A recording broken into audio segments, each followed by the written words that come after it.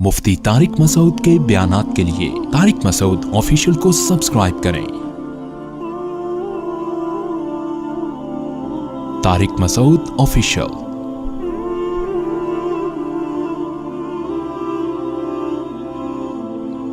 कुरान कह रहा है उस वक्त को याद करो जब इमरान की ज़ौजा ने ये कहा, क्योंकि नेक थी, अच्छी तमन्नाएं रखती थी। हमल ठहर गया तो उन्होंने दुआ मांगी, रब्बी इन्नी नज़रतु, ऐ अल्लाह मैंने मन्नत मानी है तेरे लिए, माफ़ी बतनी, के जो मेरे पेट में बच्चा है, मुहर्ररन, वो आज़ाद होगा। आज़ाद का मतलब दुनिया की टेंशनों से उसको आज़ाद करके बैतुल मक़दिस की खिदमत के लिए वक़फ़ कर दूंगी, तेरे दीन की खिदमत के लिए वक़फ़ कर दूंगी। ये मतलब है आज़ाद का, कि मेरे पेट में जो बच्चा है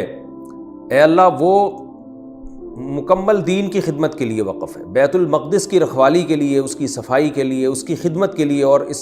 जो दीन बरहक़ था ईसाइयत यानी यहूदियत, उसके लिए वो वक़फ़ है बच्चा। फ़तक़ब्बल मिन्नी, तो मेरी तरफ से इस मन्नत को कबूल कर ले। इन्नका अंतस समीउल अलीम, बेशक तू सुनने वाला और जानने वाला है। ये उनके जज्बात थे, क्योंकि अच्छा ख़ानदान था। फलम्मा वज़अतहा, अल्लाह फरमाते लेकिन जब हज़रत इमरान की ज़ौजा ने बच्चा जना है, क़ालत रब्बी इन्नी वज़अतुहा उन्सा, हैरान होकर कहने लगी, अल्लाह मैंने तो बच्ची को जन लिया, मेरा इरादा तो ये था लड़का पैदा होगा, दीन की खिदमत करेगा, ये तो बच्ची है। आगे अल्लाह अपना कलाम दाखिल कर रहे हैं, वल्लाहु अअलमु बिमा वज़अत। मरियम की माँ को तो ताज्जुब हो रहा था कि ये क्या हो गया, लेकिन अल्लाह खूब जानता है कि उसने क्या जना है।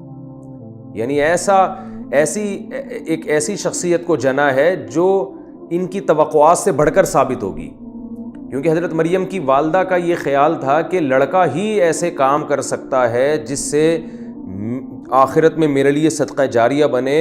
और अल्लाह की कामिल रज़ा हासिल हो। ज़ाहिर है लड़कियां तो बेचारी महदूद सलाहियतें लेके पैदा होती हैं और उनके घरेलू ज़िंदगी होती है, तो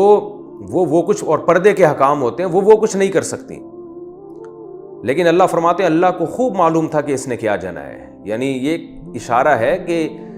जो इनकी तवक्कुआत थी, अल्लाह को पता था कि ये बच्ची उन तवक्कुआत से बढ़कर साबित होगी। वलैसा ज़करु कल उन्सा, और अल्लाह फरमाते हैं वो अलिफ लाम डला है ना अज़्ज़कर के ऊपर, इसका मतलब है वो मखसूस बच्चा जिसकी इन्होंने तवक्को की हुई थी। अल्लाह फरमाते हैं वो बच्चा कल उन्सा, इस बच्ची जैसा नहीं था, यानी ये बच्ची उससे भी अफजल पैदा हुई है। वलैसा ज़करु, जिस बच्चे की उन्होंने तवक्कुआत की हुई थी हज़रत मरियम ने, जिस लड़के की, कि वो समझ रही थी मेरे पेट में लड़का है, तो वो समझ रही थी कि ये लड़का पैदा होगा, बैतुल मक़दिस की खिदमत करेगा, दीन का काम करेगा, बस इतना ही समझ रही थी। तो अल्लाह फरमाते हैं कि उनको नहीं पता था कि वो बच्चा इस बच्ची जैसा नहीं था, ये बच्ची उससे कई गुना आगे निकलेगी, क्योंकि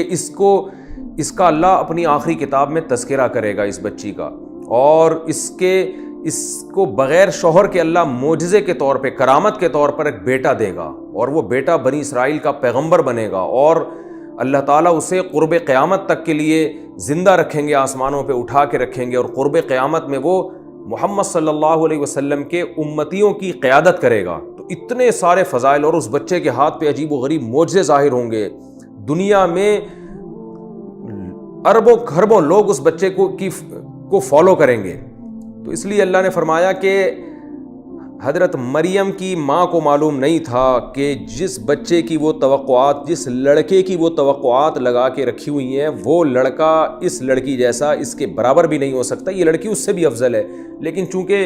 बज़ाहिर ऐसा ही लग रहा है कि भाई बच्ची पैदा हो गई, अब तो वो मेरी सारी तमन्नाएं खाक में मिल गई, तो बज़ाहिर ऐसा ही लग रहा है। लिहाजा हज़रत मरियम की माँ ताज्जुब कर रही है, अल्लाह इन्नी वज़अतुहा उन्सा, मेरे ता तो बच्ची पैदा हो गई है, लेकिन अब हो गई है तो ये भी तेरे दीन की खिदमत के लिए वक़फ़ होगी। और वो कैसे वक़फ़ होगी, इन्नी सम्मैतुहा मरियमा, ऐ अल्लाह मैं इसका नाम रख रही हूँ मरियम। मरियम का मतलब इबादत करने वाली,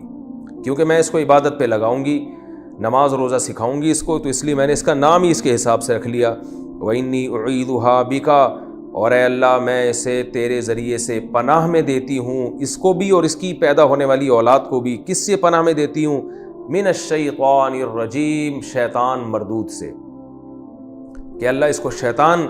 इसके करीब ना आए। हदीस में आता है रसूलुल्लाह सल्लल्लाहु अलैहि वसल्लम ने इरशाद फरमाया कि दो बच्चे ऐसे हैं جن کو شیطان نے ولادت کے وقت مس نہیں کیا. حدیث میں آتا ہے جب بھی کوئی بچہ پیدا ہوتا ہے شیطان اس کو لازمی چھیڑتا ہے جس سے وہ بچہ روتا ہے. لیکن یاد رکھیں شیطان کے چھیڑنے سے رونے کا مطلب یہ نہیں کہ یہ کوئی نقصان دہ ہے. ہر ایسی کام کی نسبت شیطان کی طرف کی جاتی ہے جو بظاہر نامناسب معلوم ہو. ورنہ بچے کا جو رونا ہے یہ پیدائش کے وقت یہ اس کی صحت کے لیے ضروری بھی ہے, مفید بھی ہے. اس کی بہت ساری مثالیں ملتی ہیں کہ لیکن چونکہ بظاہر ایک نامناسب کام ہے تو حدیث میں آتا ہے یعنی اس طرح کے جتنے بھی امور ہیں ان میں ان کی نسبت شیطان کی طرف کی جاتی ہے. یعنی بعض کام شیطان ایسے بھی کروا دیتا ہے جو اچھے بھی ہوتے ہیں لیکن شیطان اس کو سمجھ رہا ہوتا ہے کہ یہ تکلیف دیں. لیکن بہرحال اللہ نے 2 بچوں کو شیطان کے مس سے بھی محفوظ کیا ہے, یعنی شیطان کے قریب بھی نہیں پھٹکا. ان میں نبی صلی اللہ علیہ وسلم نے فرمایا کہ حضرت مریم ولادت کے وقت شیطان ان کے قریب نہیں آیا, اور دوسرے حضرت عیسیٰ ابن مریم علیہ السلام وہ بھی جب پیدا ہوئے تھے تو روئے بھی نہیں تھے اور اللہ کی کبریائی انہوں نے بیان کرنا شروع کی جیسے کہ سورہ مریم میں. وَكَفَّلَهَا فَتَقَبَّلَهَا رَبُّهَا بِقَبُولٍ حَسَنٍ. اللہ فرماتے ہیں ہم نے اس بچی کو عمدہ طریقے سے قبول کر لیا. قبول کرنا کسے کہتے ہیں؟ اللہ جب کسی کو اپنے لیے قبول کر لے اور اللہ یعنی یہ فیصلہ کر لے کہ یہ میرے لیے ہے اور میں اس کو قبول کر رہا ہوں, تو آپ سوچیں کہ وہ اس کی کیا پھر حیثیت ہوگی اور اس کو اللہ کتنا نوازے گا. تو اللہ فرماتے ہیں ہم نے اسی بچی کو قبول کر لیا عمدہ طریقے سے. وَأَنبَتَهَا نَبَاتًا حَسَنًا, اور اس مریم کے رب نے اس کی پرورش کی بہترین طریقے سے. یہ پرورش جسمانی اعتبار سے بھی تھی اور روحانی اعتبار سے بھی, یعنی صحت کے لحاظ سے بھی بہت اچھی پرورش ہوئی آپ کی, اور عام بچوں سے زیادہ آپ کی اچھی صحت اور آپ کی اچھی پرورش, اور روحانی اعتبار سے یعنی اخلاق و عادات کے اعتبار سے بھی کہ جو بچوں کی طبیعت میں لالچ ہوتی ہے, بغض ہوتا ہے, کینہ, آپ ایک بچے کے سامنے دوسرے کی تعریف کریں وہ جیلیسی میں آنا شروع ہو جاتا ہے. تو یہ جو بچوں میں بد اخلاقیاں ہوتی ہیں تو حضرت مریم ان عیوب سے بھی پاک تھیں. وَكَفَّلَهَا زَكَرِيَّا, اور حضرت مریم کی کفالت کی حضرت زکریا علیہ السلام نے. یہ کیسے کفالت کی کہ حضرت عمران اللہ کے نیک بندے تھے جو حضرت مریم کے والد تھے, ان کی شادی بھی ایک نیک خاتون سے ہوئی جو حضرت مریم کی والدہ تھیں. ان کے جذبات بھی نیک تھے کہ ہم اپنی اولاد کو دین کی خدمت پہ لگائیں گے. لیکن حضرت عمران کا انتقال ہو گیا حضرت مریم کی ولادت سے پہلے. اب بچی پیدائش کے وقت باپ سے محروم ہو گئی, تو حضرت مریم علیہ السلام کے جو خالو تھے وہ زکریا علیہ السلام تھے. جب میں نے پیغمبروں کا سلسلہ نسب بیان کیا تھا اس میں کافی تفصیل بیان کی تھی. حضرت زکریا حضرت مریم کے جو والد تھے نا حضرت عمران, وہ بیت المقدس میں مسجد اقصی میں وہ امام تھے اور قوم کے مقتدی تھے, رہبر تھے, لوگوں کو واعظ و نصیحت کیا کرتے تھے. تو ان کے انتقال کے بعد حضرت زکریا علیہ السلام ایک مقتدی اور رہبر سمجھے جاتے تھے کیونکہ وہ تو پیغمبر تھے حضرت زکریا علیہ السلام. تو حضرت مریم کو لایا گیا بیت المقدس میں اور یہ مشورہ ہوا کہ اس بچی کی کفالت کون سا خاندان کرے گا, کیونکہ والد کا تو انتقال ہو گیا. تو سب کی خواہش یہ تھی کیونکہ یہ اونچے خاندان کی بچی ہے, نیک خاندان کی بچی ہے, تو جتنے بھی رشتہ دار تھے ہر ایک کی خواہش یہ تھی کہ ہم اس بچی کو پالیں گے. اب چونکہ جھگڑا ہو رہا تھا تو زکریا علیہ السلام نے یہ دعویٰ کیا کہ بھائی اس بچی کی جو خالہ ہے وہ میرے نکاح میں ہے, اور خالہ بھی ماں کی طرح ہوتی ہے. نبی صلی اللہ علیہ وسلم کی صحیح حدیث بھی الخالۃ بمنزلۃ الام, خالہ جو ہے ماں کی جگہ ہوتی ہے. تو گویا یہ میرے کفالت میں اگر یہ بچی آئے گی تو اس کو خالہ کی صورت میں ماں بھی مل جائے گی. لیکن لوگ نہیں مانے اس بات کو, قرآن اندازی ہوئی تو اللہ نے فیصلہ یہ کیا کہ زکریا علیہ السلام ہی کا نام نکلا اس قرآن اندازی میں. اور علماء کہتے ہیں عجیب طریقے سے ایک معجزاتی طور پر جب بھی قرآن ڈالا جاتا حضرت زکریا علیہ السلام کا نام نکلتا اس میں, یعنی اللہ کی منشا یہ تھی کہ زکریا علیہ السلام کی کفالت میں یہ بچی پلے بڑھے. تو اس طرح سے حضرت زکریا علیہ السلام کے پاس یہ بچی حضرت مریم علیہ السلام آ گئیں, اور حضرت زکریا علیہ السلام نے ان کی پرورش کرنا ایک سوتیلا باپ بن کے, اور ان کے خالو تو تھے ہی وہ پہلے سے, اس بچی کی پرورش کرنا شروع کی. فَتَقَبَّلَهَا رَبُّهَا بِقَبُولٍ حَسَنٍ وَأَنبَتَهَا نَبَاتًا حَسَنًا. آیت نمبر 37 یہ چل رہی تھی. حضرت مریم علیہ السلام کو ان کے رب نے اچھے طریقے سے قبول کیا اور اچھے طریقے سے ان کی پرورش کی۔ قبول کرنے کا مطلب حضرت مریم کی والدہ کا جذبہ تھا یہ بچی دین کے لیے میں وقف کر دوں، تو اللہ نے اس کو قبول کر لیا، یعنی ان سے دین کا کام لے لیا، ان سے عبادت کا کام لیا ان سے، اور ان کی عمدہ طریقے سے پرورش کی۔ عمدہ طریقے سے پرورش میں دو چیزیں داخل ہیں، میں بتا چکا ہوں، ایک جسمانی لحاظ سے بھی اور ایک روحانی لحاظ سے بھی۔ وَكَفَّلَهَا زکریا، اور زکریا علیہ السلام نے ان کی کفالت کی۔ قرآن اندازی ہوئی تھی، قلم ڈالے جاتے تھے دریا میں، تو یہ بہت سے مفسرین نے لکھا ہے کہ یہ انہوں نے طے کیا تھا جس کا قلم الٹا چلنا شروع ہو گیا مخالف سمت میں، تو اس قلم پہ جس کا نام ہوگا وہی اس کا کفیل ہوگا، یہ معجزاتی طور پر۔ تو وہ حضرت زکریا علیہ السلام کے لیے چلنا شروع ہو گیا، حالانکہ دریا کی روانی اس طرف تھی لیکن قلم دوسری طرف چلنا، تو جس قلم پہ زکریا علیہ السلام کا نام تھا وہ دوسری طرف چلنا شروع ہو گیا۔ کلما دخل علیہا زکریا المحراب، حضرت زکریا علیہ السلام نے اس بچی کی پرورش شروع کر دی، کیونکہ حضرت مریم کی خالہ حضرت زکریا علیہ السلام کے نکاح میں تھی۔ حضرت زکریا علیہ السلام جب بھی محراب میں آتے، یہ محراب کیا تھا؟ محراب کا مطلب یا تو وہی محراب جس کو آج بھی محراب کہا جاتا ہے، یعنی مسجد کا جو فرنٹ ایریا ہے وہ محراب، یا محراب سے مراد ان کا کوئی خاص عبادت خانہ۔ اصل میں محراب جو لفظ نکلا ہے نا، یہ حرب سے نکلا ہے، حرب کہتے ہیں جنگ کو، تو جنگ کے لیے خاص قسم کا کمرہ بنایا جاتا تھا بہت ہی عمدہ طریقے سے، وہ اس کا مرکز ہوتا تھا، تو اس لیے اس کو محراب کہا جاتا تھا۔ تو یہ لفظ پھر ہوتے ہوتے ہر وہ عمارت جس میں کوئی مخصوص کمرہ ہو اور وہ اس کا یعنی گویا کہ ایک طرح سے اس کا سینٹر ہو، یعنی اس کا خاص ایریا ہو وہ، تو اس کو بھی محراب کہا جاتا ہے۔ جیسے مسجد میں نہیں امام جہاں کھڑا ہوتا ہے تو وہ مسجد کا محراب سمجھا جاتا ہے۔ تو حضرت مریم علیہ السلام جس کمرے میں عبادت کیا کرتی تھیں وہ کمرہ مراد ہے، یا حضرت زکریا علیہ السلام جہاں عبادت کیا کرتے تھے وہ جگہ مراد ہے۔ کلما دخل علیہا زکریا، اچھا یہ آج بیت المقدس میں یہ چونکہ سارے واقعات ہوئے ہیں نا، تو یہودیوں نے ان چیزوں کو سب کو محفوظ رکھا ہوا ہے۔ آج بھی فلسطین میں جو بیت المقدس ہے، آپ وہاں پر محراب کبھی نشاندہی کی جاتی ہے، یہ وہ جگہ ہے جہاں حضرت مریم یا حضرت زکریا علیہ السلام عبادت کرتے تھے، اور جتنے قرآن میں جو واقعات ذکر کیے ہیں بیت المقدس سے متعلق، ان تمام چیزوں کی ایک تاریخی حقیقت ہے جو آج بھی لوگ جا کے ان کی زیارت کرتے ہیں، اور اس میں صداقت کتنی ہے، کتنی اس کی حفاظت ہوئی ہے، یہ اللہ ہی جانتا ہے۔ زکریا علیہ السلام جب بھی محراب میں آتے جہاں حضرت مریم عبادت کر رہی ہوتی تھیں، وجد عندها رزقا، تو حضرت مریم کے پاس ایک رزق دیکھتے، عجیب نوعیت کا رزق۔ قال یا مریم انا لکی ھذا، فرماتے ہیں مریم انا لکی ھذا، یہ تیرے پاس کہاں سے آ گیا؟ یہ کہاں سے آ گیا؟ دو وجہ سے تعجب ہو سکتا ہے، یا تو ایک یہ وجہ ہوگی کہ بے موسم کا پھل تھا اس لیے کہہ رہے ہیں یہ کہاں سے آ گیا، یعنی یہ اس کی مثال ہے جیسے دسمبر میں آم مل رہے ہوں، تو اس زمانے میں تو فریز کرنے کا ایسا سیٹ اپ بھی نہیں تھا، سسٹم بھی نہیں تھا، تو حضرت زکریا حیران ہوئے کہ یہ اس موسم میں کہاں سے آ گیا۔ اور ایک وجہ یہ بھی ہوتی ہے کہ حضرت زکریا علیہ السلام جب جاتے تو حضرت مریم جوان تھیں، ان کی حفاظت کے پیش نظر تالا لگا کے جاتے، بیت المقدس کو بند کر کے جاتے،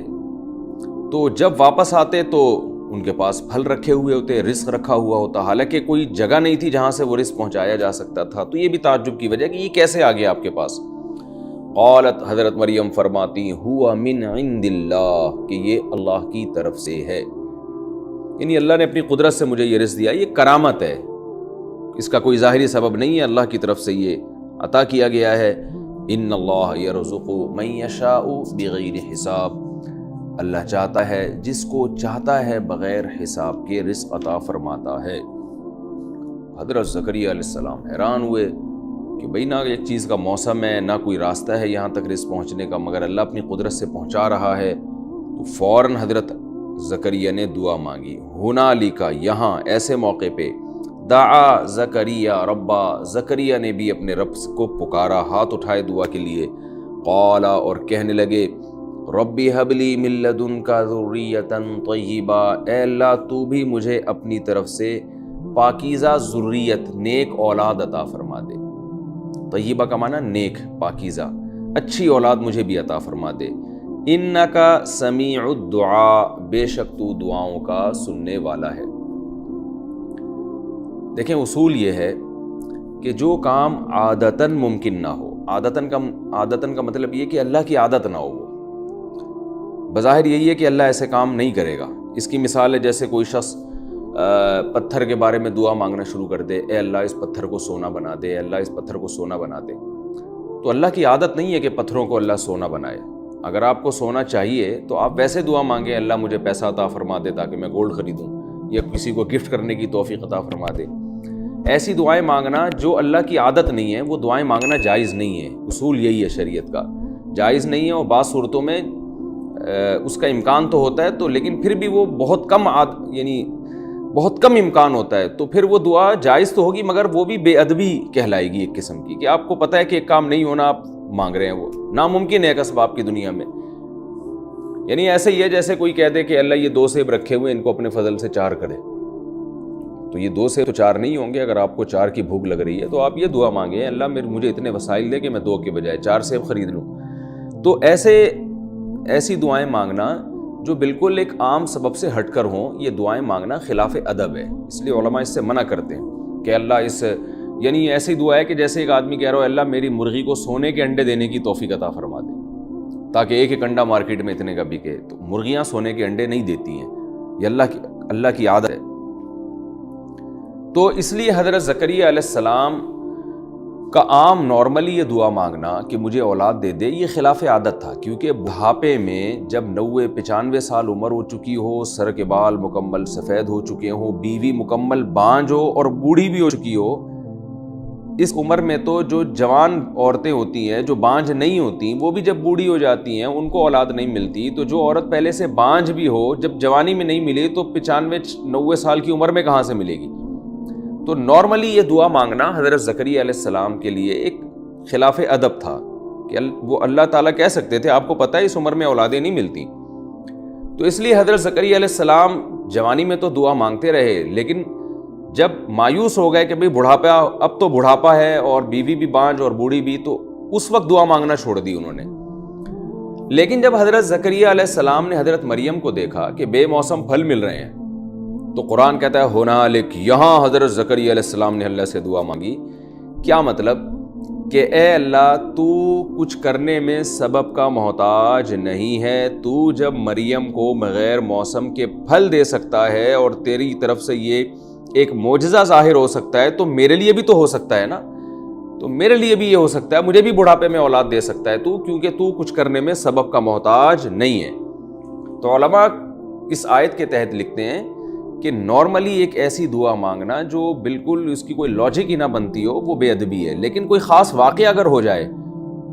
تو اس واقعے کا واسطہ دے کے اللہ سے دعا مانگی جا سکتی ہے کہ اللہ یہ بھی تو ہو رہا ہے نا، جب جو تو کر رہا ہے تو اس کا مطلب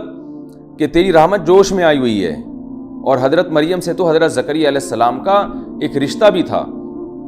کہ میری کفالت میں جو بچی پل رہی ہے اللہ تو اس کے ساتھ یہ کرامت کا معاملہ کر سکتا ہے، تو میرے ساتھ، میں تو پیغمبر ہوں، میرے ساتھ تو کیوں معاملہ نہیں ہو سکتا؟ تو اس لیے بعض دعائیں ایک عام حالات میں تو خلاف ادب ہوتی ہیں، لیکن خاص اللہ کی رحمت کا کوئی واقعہ ہوا ہو تو اس موقع پر پھر وہ ادب کے خلاف نہیں رہتی، بلکہ اس میں قبولیت کا امکان زیادہ ہو جاتا ہے۔ اس لیے علماء کہتے ہیں اگر آپ کوئی خاص واقعہ دیکھیں نا اللہ کی رحمت کا، بالکل ہی ایک عام اسباب سے ہٹ کرو، تو ایسے موقع پہ اپنے لیے وہ دعائیں مانگ لینی چاہیے جن دعاؤں کا آپ کو عام حالات میں یہ ہو کہ شاید قبول نہیں ہوں گی، تو وہ دعائیں مانگ لینی چاہیے۔ لیکن پھر بھی اس قسم کی دعائیں، مرغی سونے کا انڈا دے، اور یہ تو پھر بھی بے ادبی کی باتیں، تو ایک ایسی دعا جس کا آپ کو خیال تھا کہ قبول نہیں ہو رہی، تو ایسے موقع پہ وہ دعا مانگ لینی چاہیے۔ حضرت زکریا علیہ السلام نے فرمایا اللہ مجھے نیک ذریت عطا فرما، بے شک تو دعاؤں کا سننے والا ہے۔ فنادتہ الملائکۃ، فرشتوں نے پکارا حضرت زکریا کو، وہو قائم، حضرت زکریا علیہ السلام کھڑے ہوئے تھے، یصلی فی المحراب، اور محراب میں نماز پڑھ رہے تھے۔ نماز کے دوران فرشتہ وحی لے کر آیا، اور کیا فرشتے وحی لے کر آئے، اور کیا وحی لے کر آئے؟ ان اللہ یبشرک، کہ اے زکریا اللہ آپ کو خوشخبری سناتے ہیں، بی یحییٰ کی، یعنی بچہ پیدا ہوگا جس کا نام بھی اللہ نے پہلے سے بتا دیا، یحییٰ نام ہوگا، مصدقاً، تصدیق کرنے والا ہوگا، سچا قرار دینے والا ہوگا، بکلمۃ من اللہ، اللہ کی طرف سے جو کلمہ ہے اس کی۔ کلمے سے مراد کیا ہے؟ حضرت عیسیٰ علیہ السلام، یعنی حضرت یحییٰ علیہ السلام تو عمر میں بڑے ہیں نا، حضرت عیسیٰ تو بہت بعد میں پیدا ہوئے حضرت مریم کے بدن سے، لیکن حضرت عیسیٰ علیہ السلام کو اللہ نے چونکہ بغیر باپ کے پیدا کیا تو بہت سے یہودیوں نے آپ پر معاذ اللہ حضرت مریم پہ زنا کی تہمت لگائی اور معاذ اللہ حضرت عیسیٰ کو ولد الزنا کہا۔ تو اللہ نے حضرت عیسیٰ کی ولادت سے پہلے حضرت یحییٰ کو پیغمبر بنا کے بھیجا تاکہ حضرت یحییٰ جیسے پیغمبر جو بنی اسرائیل کے پیغمبر تھے، جن پہ بہت سے بنی اسرائیل ایمان رکھتے تھے، وہ جب عیسیٰ علیہ السلام کی تصدیق کریں گے تو لوگ حضرت عیسیٰ پہ ایمان لے کر آئیں گے۔ تو اس لیے اللہ نے فرما دیا کہ یحییٰ جو ہیں یہ مصدقا بکلمۃ من اللہ، اللہ کی طرف سے جو کلمہ پیدا ہونے والا ہے، یعنی کلمہ کیوں کہا وہ میں نے تفسیر میں بتا دیا ہے آپ کو، تو ان کی تصدیق کریں گے، ان کو سچا پیغمبر قرار دیں گے، وسیداً قوم کے سردار ہوں گے، وحصوراً، حصور کہتے ہیں اپنے آپ کو روک لینا۔ اس آیت کی اس لفظ کی تفسیر میں علماء کی دو رائے ہیں۔ جو جمہور علماء ہیں وہ حصوراً اس لیے وہ اس کے قائل ہیں کہ حضرت یحییٰ علیہ السلام نے جائز خواہشات سے بھی اپنے آپ کو بچایا ہوا تھا، یعنی دنیا کی طرف اتنی بے رغبتی، دنیا سے اتنی بے رغبتی کہ جو جائز خواہشات ہوتی ہے نا اس کی طرف بھی ان کی توجہ نہیں تھی، یہاں تک کہ نکاح بھی نہیں کیا انہوں نے، اور ان کی نکاح کی طرف بھی خواہش نفس کے باوجود نکاح کی طرف رغبت نہیں تھی، یعنی یہ اس کو دنیا کے بکھیڑے سمجھتے تھے وہ، یعنی اتنے زیادہ عبادت گزار اور رہبانیت ان کی طبیعت میں تھی، اس لحاظ سے ان کو حصور کہا گیا کہ وہ مبالغہ کا صیغہ ہے نا، اپنے آپ کو روکنے والے۔ پھر اس نظریے پر جو اشکالات ہوتے ہیں کہ بھئی نکاح تو ایک پسندیدہ چیز ہے اور جائز خواہشات سے اپنے آپ کو روک لینا تو یہ تو کوئی زیادہ کمال کی بات نہیں ہے، تو اس کی علماء نے مختلف قسم کے جوابات دیے ہیں۔ ایک جواب تو یہ دیا گیا بھئی نکاح پچھلی امتوں میں نکاح کرنا کوئی فضیلت کی چیز نہیں تھی، نکاح سے بچنا زیادہ فضیلت کی چیز تھی، لیکن یہ جواب اتنا مزیدار نہیں ہے۔ بعض علماء نے یہ بھی کہا ہے کہ حضرت یحییٰ علیہ السلام کا اپنے آپ کو نکاح سے روک لینا اور نکاح کی طرف رغبت نہ ہونا، رغبت سے مراد یہ کہ یعنی ایک خواہش کے باوجود، جو ایک مرد میں خواہش ہوتی ہے اس کے باوجود بھی نکاح کی طرف رغبت نہ ہونا، یعنی اپنی خواہشات کو کچل دینا۔ تو یہ جو تھا یہ پچھلی امتوں میں ان لوگوں کے لیے تھا کہ جن کو نکاح سے، جو اللہ کی عبادت میں اس درجے مشغول ہوں کہ یا اللہ کی محبت میں ایسے ہو چکے ہوں کہ ان کو یہ ڈر ہو کہ اگر ہم نکاح کریں گے تو بیوی کے حقوق ہم سے ادا نہیں ہوں گے، اللہ کی محبت کا اتنا غلبہ ہو۔ تو حضرت یحییٰ علیہ السلام ان لوگوں میں شامل تھے کہ ان کو یہ معلوم تھا، ان کا یہ اپنے بارے میں خیال تھا کہ اگر میں نکاح کروں گا یا جائز خواہشات کی طرف جاؤں گا تو اللہ کی محبت جس درجے میرے دل میں ہے اس میں غفلت پیدا ہو سکتی ہے اور میں بیوی کے حقوق نہیں ادا کر سکتا۔ تو یہ ان علماء کا قول ہے جو حصوراً کا یہ مطلب بیان کرتے ہیں کہ جائز خواہشات سے بھی اپنے آپ کو روکنے والے، اس لیے کہ ناجائز سے تو ہر پیغمبر اپنے آپ کو روکتے ہیں نا، تو پھر حضرت یحییٰ کی خصوصیت کیا ہوئی کہ وہ حصور تھے؟ اگر ہم یعنی اس آیت کا یہ مطلب بیان کریں کہ حصور کا مطلب ہے ناجائز خواہشات سے اپنے آپ کو روکنے والے، تو وہ تو ہر پیغمبر اپنے آپ کو برائی سے روکتے ہیں، لیکن اللہ نے حضرت یحییٰ علیہ السلام کی صفت میں جو حصور بیان کیا تو اس کا مطلب یہ کہ ذرا بھی طبیعت میں طمع اور لالچ نہیں، اور ذرا بھی دنیا کی طرف رغبت نہیں، یعنی دنیا کو ایسا مسافر خانہ سمجھتے تھے کہ بہت زیادہ اس سے غفلت تھی اور اللہ کی طرف میں اعلان تھا۔ تو یہ بہرحال ایک وصف ہے اور ایک کمال ہے، ہر پیغمبر کو اللہ نے ایک خاصیت عطا فرمائی ہے، جیسے موسیٰ علیہ السلام کو اللہ نے کلیم اللہ بنایا اور یوسف علیہ السلام کو بے پناہ حسن دے دیا اللہ تعالیٰ نے، اور آدم علیہ السلام کو تمام پیغمبروں کا اور تمام انسانوں کا باپ بنایا، نوح علیہ السلام کو لمبی عمر عطا فرمائی، تو ہر پیغمبر کو اللہ نے ایک خاصیت دی ہے۔ تو اسی طرح یحییٰ علیہ السلام کی خاصیت یہ تھی کہ ان میں دنیا سے بے رغبتی والا عنصر بہت زیادہ تھا، دنیا کو مسافر خانہ سمجھنا اور اللہ کی محبت میں اس قدر اللہ کی محبت میں آگے بڑھ جانا کہ دنیا کی طرف رغبت ہی ختم ہو جائے، یہ عنصر بہت زیادہ تھا، تو اس لیے حضرت یحییٰ علیہ السلام کو حصور کہا ہے۔ لیکن بعض علماء اس طرف بھی گئے ہیں کہ نہیں بھائی، یہاں حصور سے مراد ناجائز خواہشات سے اپنے آپ کو روکنا ہے، جائز خواہشات سے روکنا نہیں ہے، اور اس سے مراد یہ نہیں ہے کہ وہ نکاح کی طرف رغبت بھی نہیں تھی، نکاح بھی نہیں کیا، کیونکہ نکاح کی فضیلت تو تمام پیغمبروں سے ثابت ہے، اس امت سے بھی اور پچھلی امتوں سے بھی، تو نکاح کی فضیلت نہ ہونے پر ہمارے پاس کوئی دلیل نہیں ہے۔ تو تو ان علماء کی جماعت پھر یہ آیت ہے اس کا یہ مطلب بیان کرتی ہے کہ یہاں حصور سے مراد ہے ناجائز خواہشات سے اپنے آپ کو روکنے والے تھے۔ سوال پھر لوٹ کر آتا ہے یہ تو ہر پیغمبر اپنے آپ کو ناجائز خواہشات سے روکتے، تو اس کا جواب یہ ہے کہ ناجائز سے تو ہر پیغمبر اپنے آپ کو روکتے ہیں، لیکن طبعی میلان بہرحال ناجائز کی طرف ہر ایک کا ہو سکتا ہے۔ بعض چیزیں ایسی ہیں جن کی طرف طبعی میلان ہوتا ہے، جیسے یوسف علیہ السلام کو جب عزیز مصر کی بیوی نے دروازہ بند کر کے زنا کی دعوت دی ہے تو حضرت یوسف علیہ السلام بچ نکلے، لیکن قرآن کہتا ہے وَلَقَدْ هَمَّتْ بِهِ وَهَمَّ بِهَا، جیسے عزیز مصر کی بیوی کے دل میں برائی کا خیال آیا تو خیال کی حد تک یوسف علیہ السلام کے دل میں بھی آیا تھا، لیکن انہوں نے اس خیال پہ قابو پایا اور اپنے آپ کو جو ہے کمرے سے فرار ہونے کی کوشش کی، یہ کہہ کے کہ اِنَّهُ رَبِّي أَحْسَنَ مَثْوَايَا، کہ وہ میرا رب ہے جس نے مجھے اتنا اچھا ٹھکانہ دیا، میں اس کی نافرمانی کیسے کروں۔ تو ان کا میلان ہوا تھا،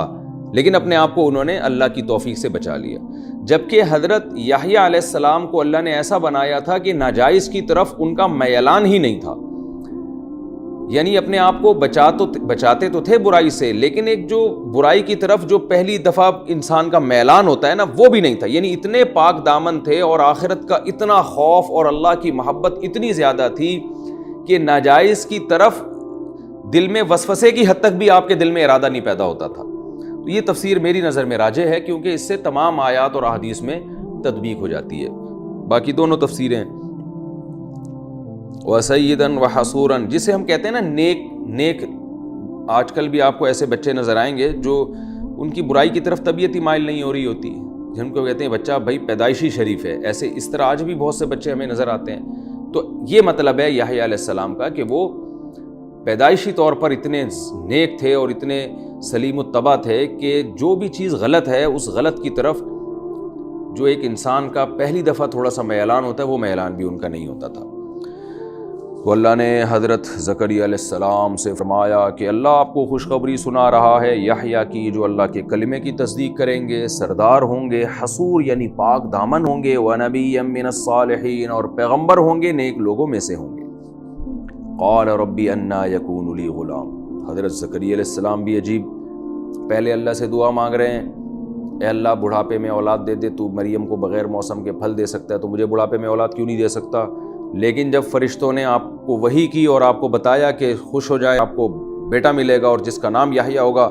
تو کہہ رہے ہیں ربی انا یکون لی غلام، میرے کہاں سے لڑکا ہو گیا؟ وقد بلغنی الکبر، حالانکہ مجھے پہنچ چکا ہے بڑھاپا، کبر کا لفظ کئی بار بتا چکا ہوں، مجھے بڑھاپا پہنچ چکا ہے، وامرأتی عاقر اور میری بیوی بھی بانجھ ہے، تو میرے اولاد کہاں سے ہو گئی؟ بھائی حیرت کی بات ہے، جب ممکن نہیں تھا تو اللہ سے دعا کیوں مانگ رہے تھے؟ یہ انسانی فطرت ہے، نیچر ہے، کہ اس کا مطلب یہ نہیں ہے کہ حضرت زکریا علیہ السلام کے دل میں ایمان نہیں تھا یا وہ یہ سمجھتے تھے کہ اللہ کر نہیں سکتا، تو لیکن عام طور پر ایسا ہوتا نہیں ہے نا، تو دعا تو انہوں نے مانگ لی جوش میں آ کے، حضرت مریم کو دیکھا کہ جب بغیر موسم کے پھل مل رہے ہیں تو دعا مانگ لی کہ اللہ تو ان کو بھی کھلا سکتا ہے تو ہمیں کیوں نہیں اولاد دے سکتا؟ لیکن ظاہر ہے بعد میں خیال آیا ہوگا کہ چلو ہمارا فرض ادا ہو گیا، بظاہر ایسا مشکل ہی ہے کہ اللہ یہ دعا قبول کرے، لیکن جب اللہ نے دعا قبول کی تو ایک اشکال ہو رہا ہے جو ایک بشریت کا تقاضا ہے۔ قال کذالک، اللہ نے فرمایا ایسا ہی ہوگا، کذالک اللہ یفعل ما یشاء، اسی طرح اللہ یفعل ما یشاء، جو چاہتا ہے کر گزرتا ہے۔ قال رب اجعل لی آیہ، جب حضرت زکریا کو یقین ہو گیا بھائی واقعی اب تو اولاد ملنے والی ہے، تو اتنی زیادہ خوشی ہوئی کہ پہلے زمانے میں جب پریگننسی ہوتی تھی کوئی کسی خاتون کو تو الٹرا ساؤنڈ اور یہ جو آج کل ٹیسٹ وغیرہ کے طریقے یہ ایجاد نہیں ہوئے تھے، 3-4 مہینے بعد جا کے پتہ چلتا تھا کہ حمل ٹھہر چکا ہے، یا جن خواتین کو مینسز آتے ہیں ان کے مینسز بند ہو جاتے تھے تو بھی 1-2 مہینے بعد جا کے پتہ چلتا تھا کہ ان کو پریگننسی ہے، وہ بھی یقین نہیں ہوتا تھا، امکان ہوتا تھا۔ اور حضرت زکریا علیہ السلام کی زوجہ وہ تو ویسے ہی بوڑھی ہو چکی تھی، وہاں تو یہ مینسز وغیرہ کا احتمال ہی نہیں تھا، تو اس لیے زکریا علیہ السلام کو جب اللہ کی رحمت کا پتہ چلا تو اب اللہ سے دعا مانگنے لگے کہ اللہ مجھے کیسے پتہ چلے گا بیوی کو حمل ہو گیا ہے؟ حالانکہ دیکھیں ویسے اصولی بات ہے کہ جب بچہ 4 مہینے کا ہوگا تو پھر تو پتہ چل جائے گا نا، لیکن حضرت زکریا علیہ السلام کو اتنی جلدی کہ اللہ مجھے کوئی نشانی پتہ چل جائے کہ میری بیوی پریگننٹ ہو چکی ہے، اس کو حمل ہو چکا ہے، تو اللہ سے دعا مانگ رہے ہیں رب اجعل لی آیا، اللہ کوئی نشانی بتا دے جس سے مجھے یقین ہو جائے کہ اب میری زوجہ کو حمل ٹھہر چکا ہے۔ قال آیتک، اللہ نے فرمایا ٹھیک ہے، آپ کی نشانی یہ ہے اللہ تکلم الناس، کہ آپ لوگ سے کلام نہیں کریں گے، ثلاثۃ ایام، 3 دن تک، الا رمزا، مگر اشاروں سے۔ کیا مطلب؟ آپ کی زبان بند ہو جائے گی۔ جب آپ کی زبان بند ہو جائے اور 3 دن تک آپ میں بولنے کی طاقت ہی نہ رہے اور آپ اشاروں سے کلام کر رہے ہوں، تو سمجھ جائیں کہ آپ کی زوجہ کو حمل ٹھہر گیا ہے اور وہ خوشخبری پوری ہونے کا وقت آ چکا ہے۔ وَاذْكُرْ رَبَّكَ كَثِيرًا، اور اے زکریا اپنے رب کو کثرت سے یاد کرو، وَسَبِّحْ، اور اللہ کی پاکی بیان کرو، بِالْعَشِيِّ وَالْإِبْكَارِ، صبح بھی اور شام بھی۔